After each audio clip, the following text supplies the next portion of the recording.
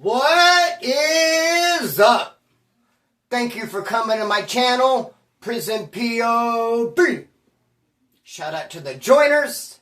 Shout out to the Point of View crew and Trip on This.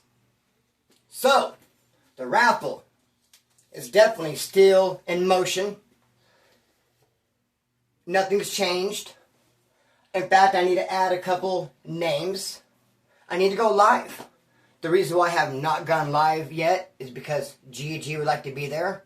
So we picked a good time, good for both of us, good for all, 6 p.m. this evening. Go live, got some cool stories to share, fill you guys in on a lot of details, updates on the raffle, and basically what it boils down to is I haven't gotten my check yet. Snarf, snarf, with a capital S, narf. Bro, it's got me in a bad place. I mean, for instance, I already had a car picked out I wanted to buy. It's gone. I really for surely thought it'd be here by now. My settlement.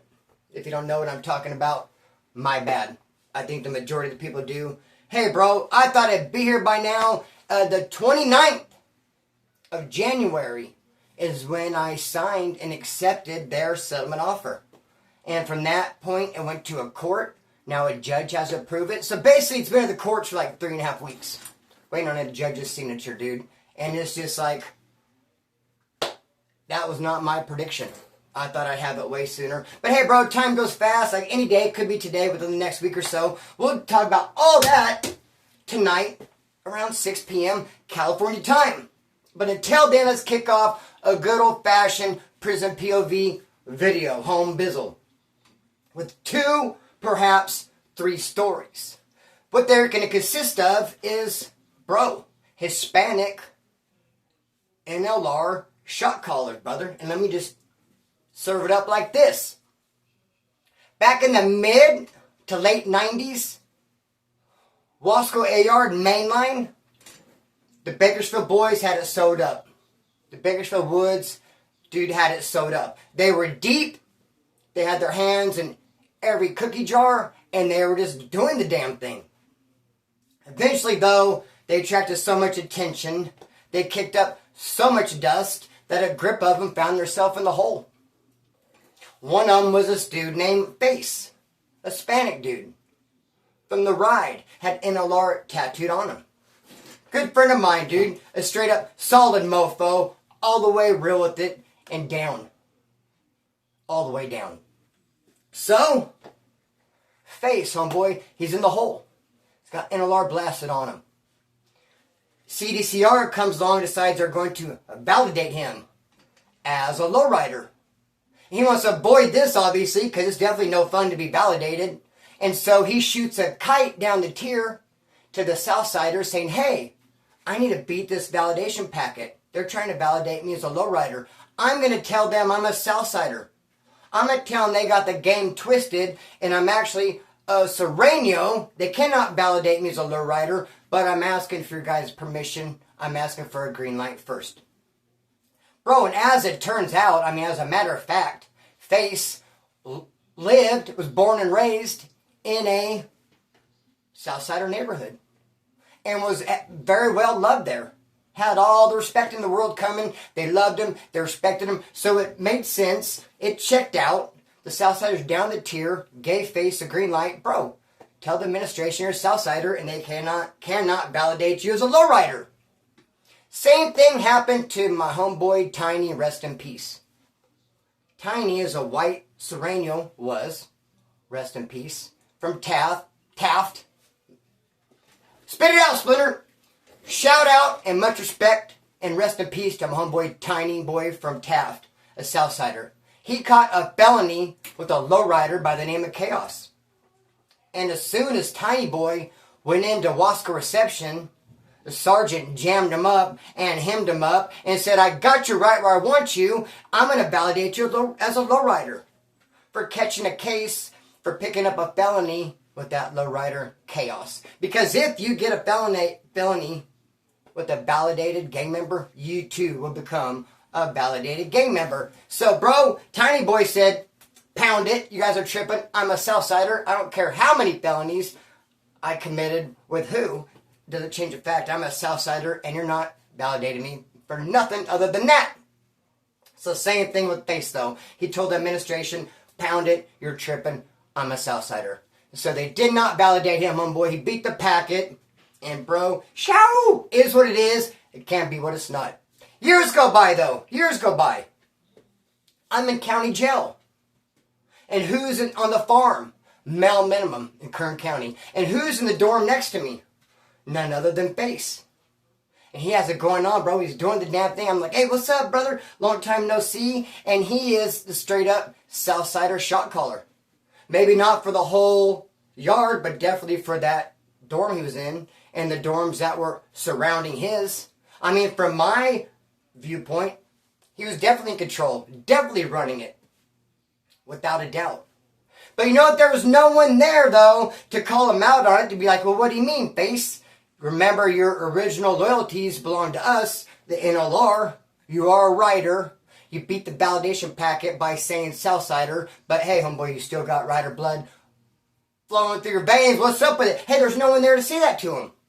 Because by now, everybody has been invalidated and everyone's gone and buried in the shoe and bro, dead and buried or out of state or PC. There's no one around except one dude. There actually was a dude to remind Face of his past. And it was the worst dude possible, this lowrider by the name of Joey Wiswell. Straight up Folio. And the reason why I could say Joey's name is because he's no longer with us. I mean, trust and believe, the only time I'll ever say someone's name, especially like first and last, Joey Wiswell, is that they're no longer with us. And Joey is not, because he was a straight folio, knucklehead, bro. What he did was he went and did a robbery with another lowrider.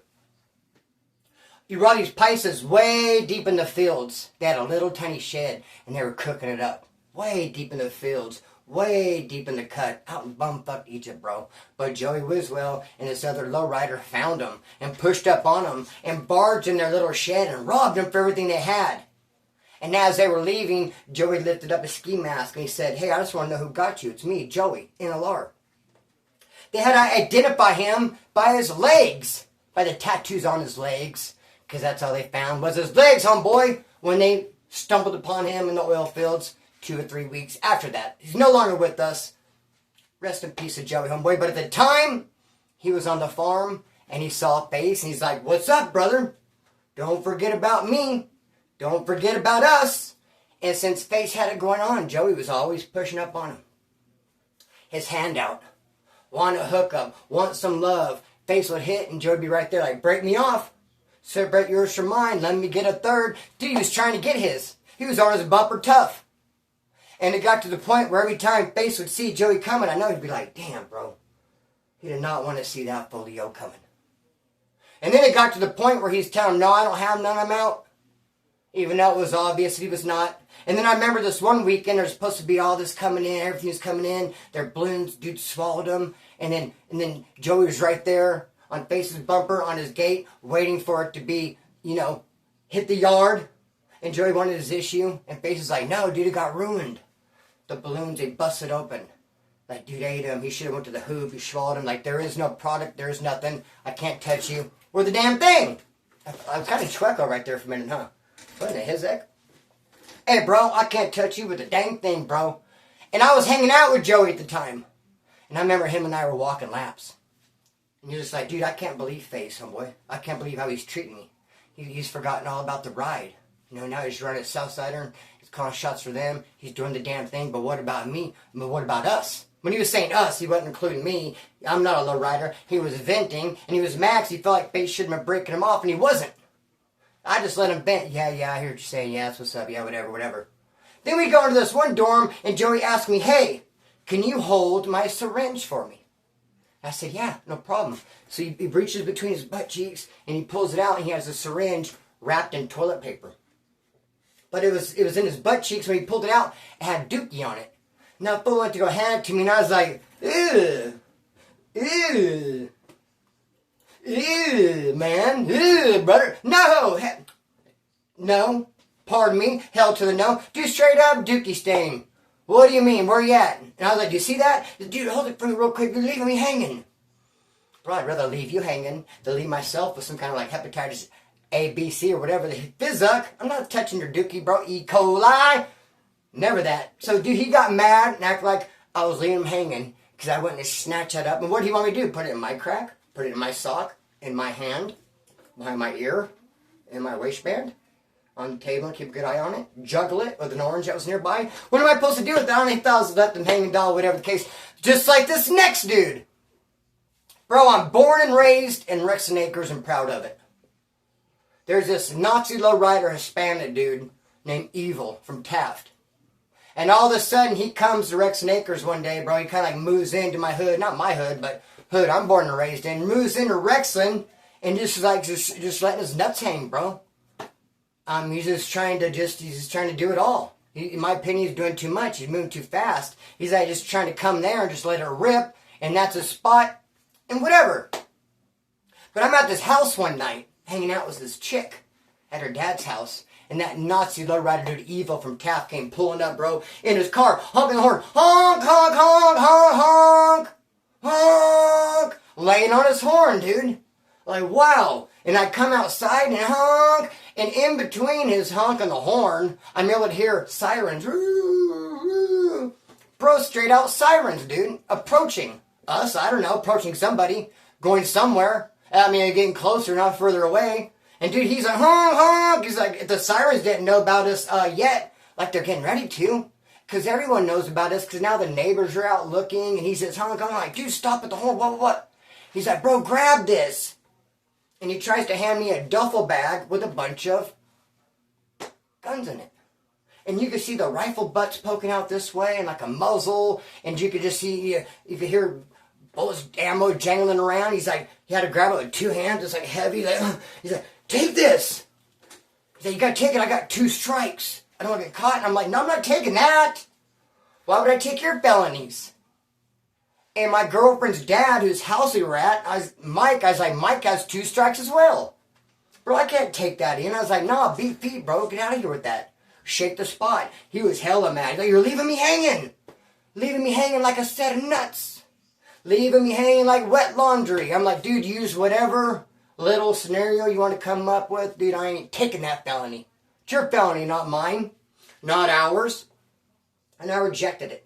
And he got hella pissed off. But he didn't get caught. He took him somewhere else. And later he complained. And Mike, the girlfriend's dad, got mad at me.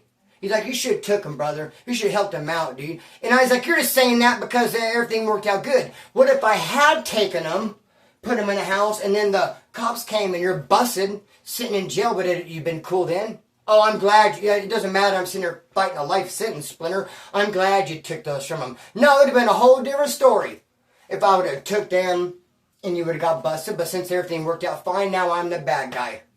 I'm the bad guy. And, dude, it can be really hard to hide firearms, dude. Like when you try to hand me that duffel bag and I'm seeing butts and I'm seeing muzzles and all this stuff. Because I was at a house one time back in the day.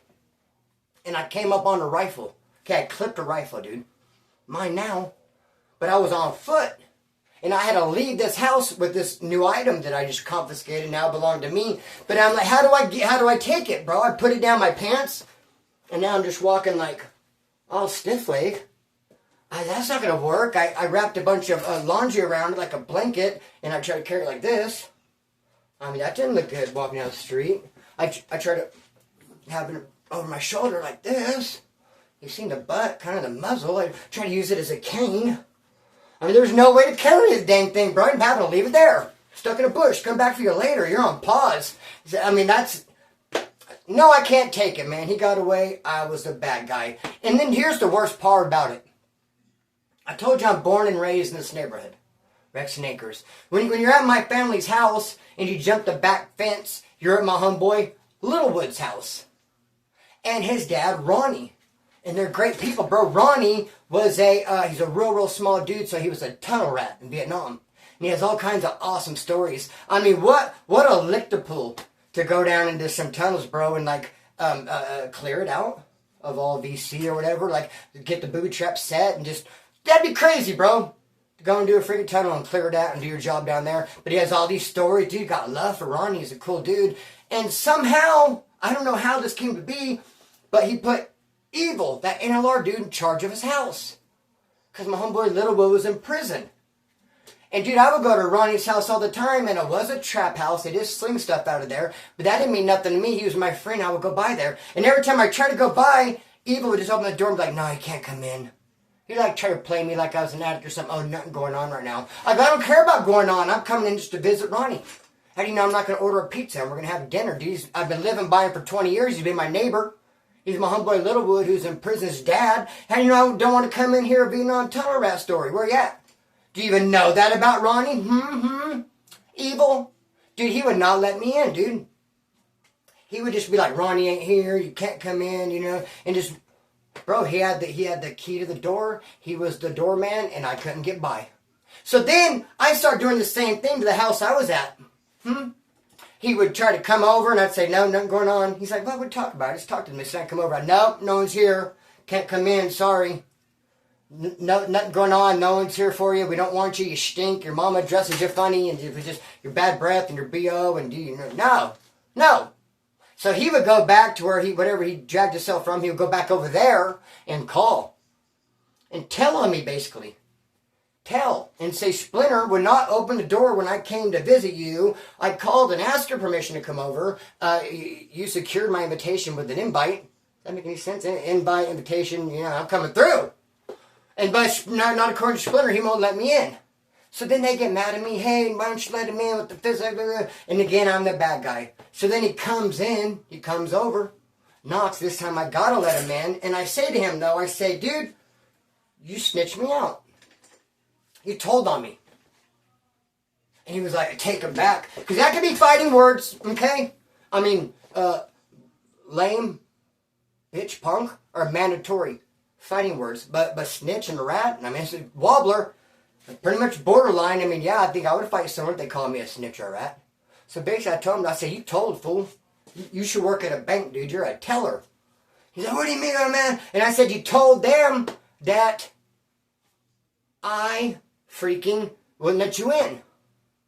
So he's like, so you're trying to, so then everyone came out. It was like a big deal. I did let him in the house, and I started accusing him, hey, dude, you told. And everyone came out. He's like, you trying to call me a snitch? I said, yes, I am trying to. I don't know if it's going to work or not. I'm actually going to attach that on you. You might be able to wiggle out of it, yes. It's not like a very solid accusation, but yes, I am trying to call you a snitch and rat. Yes, I am, for telling on me that I wouldn't let you in.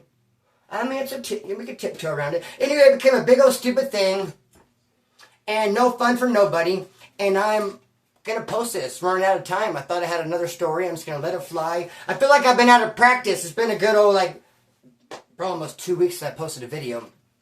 Haven't got live. Dude, I was hoping my check would come, and that's gonna be my reset button. I was kind of just on pause, dude. I mean, I went up north. I visited GG. Dude, I'm waiting on this check. I think I'm gonna hit it, go live, and say, hey, everybody. But the plan is messed up because it's taking so darn long. Look at how freaking long it's taken. I'm going to go live tonight. Shout out to Jeremy. He laced me up with some instruments. Shout out to the homeboy Michael. Met him at the steakhouse. Point of view crew full blast. I'm going to talk about all this stuff tonight to live. But for now, I'm going to cut the string and let it fly. Peace.